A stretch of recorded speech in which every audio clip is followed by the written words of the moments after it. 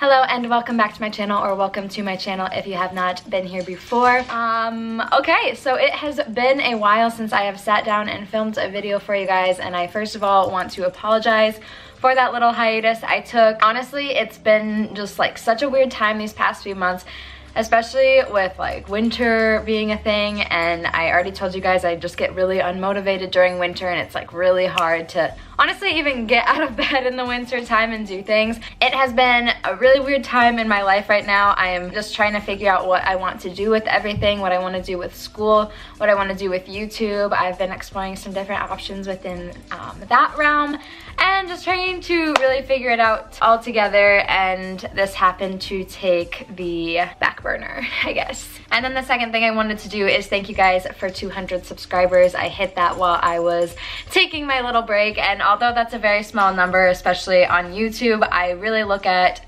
that number as 200 individuals, and I'm just really thankful that 200 people chose to, you know, click that button by my name. So thank you. So for today's video, we are jumping back into our minimalism series that we started here, and I'm going to be giving you guys 5 shopping habits to avoid when practicing minimalism or starting your minimalist journey. If you guys like this video, go ahead and click that subscribe button down below to support my channel and see more videos like this in the future. But for now, I got my list, so we are just going to dive on in and get started. All right, so the very first shopping habit I have is subscription boxes. I know subscription boxes are like really hot right now. You know, you can get them every month. It's like getting a little present in the mail. It's like Christmas every single month, but they can actually be bringing in a lot of excess junk and clutter into your possession really effortlessly. I used to love watching the subscription boxes, like unboxings on YouTube, and just seeing what people get. You know, it's like a surprise every month. But then at the end of the video, it turned out like they didn't even like half of the stuff in there, or they were going to be gifting it to someone and that person might not even like it. So I don't really understand the point of spending, you know, over $10, 10 to however far they go up dollars a month on getting a box and not really being sure if you like this stuff at all. If you are in the market for a subscription box, I would highly recommend doing research on the subscription boxes, because sometimes on their website they have links to the products that they are sending in the box or have already sent in the box. So I would definitely look for that if it's something that you're interested in,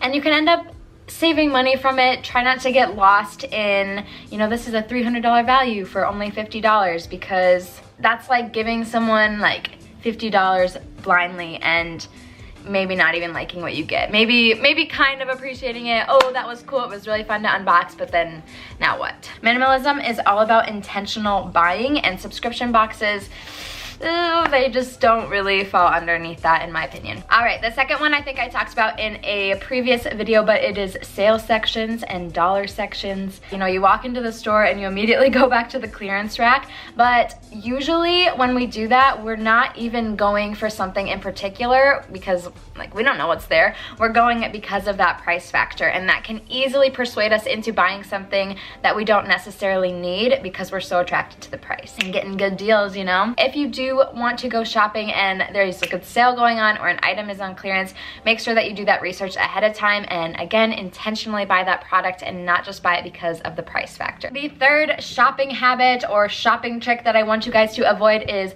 buy one get one free and freebies. Kind of similar to the sale section and the clearance section, you are attracted to that like deal that's going on, and therefore you're more enticed to buy those products when maybe you didn't even need them in the first place. You're never getting that free product for free. That price of that product is worked into what you are already buying. They would not, you know, give you something and lose money from it. Really figure out before you do buy these products if the original product that you are buying is something that you would get in the first place without the sale going on or without the deal going on. Then go ahead and get that and enjoy that little free product that comes on the side. Number 4 is boredom shopping, emotional shopping, and nighttime shopping. So I'm sure that you guys have heard before that 8 o'clock p.m. and like 9 o'clock p.m. are prime times for shopping because we're just more vulnerable at nighttime, which is kind of sad. Just be aware that when we are more vulnerable and bored, that we are looking for some kind of comfort or excitement or happiness, and therefore we like to shop. Oftentimes we are shopping unintentionally and we end up getting stuff that we don't really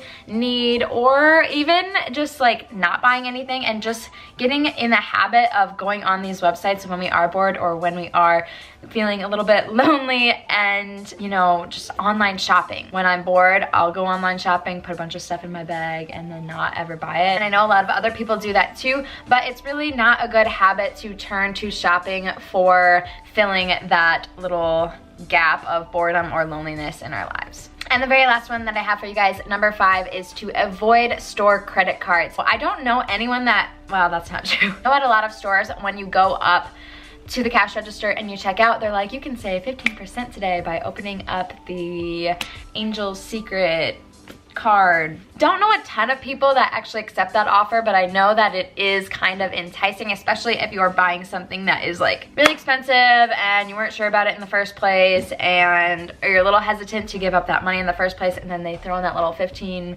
off and you're like, dang, that is very nice. But this is very tricky because I do know some people that have gotten into this habit of getting those cards and they end up in debt from them. If you look at the interest rate that they charge, it's absolutely insane if you do not pay it off.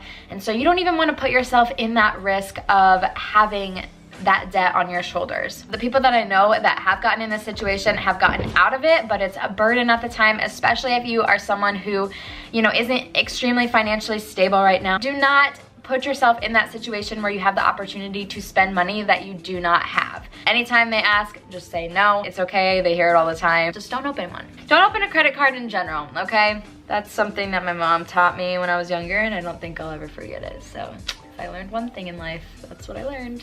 All right, you guys, that wraps up today's video with 5 shopping habits and buying habits that you can avoid when starting your minimalist journey or during your minimalist journey. If you guys have any tips below for our friends, go ahead and leave them. Also, if you have any tips for me and figuring out what I want to do with my life, go ahead and leave those down below too. That would be greatly appreciated. Thank you all for sticking with me, especially with that very long break that I took. I am going to try my very hardest to get back into the swing of things. Thank you so much for watching. If I didn't already say that, I will see you guys later. Goodbye.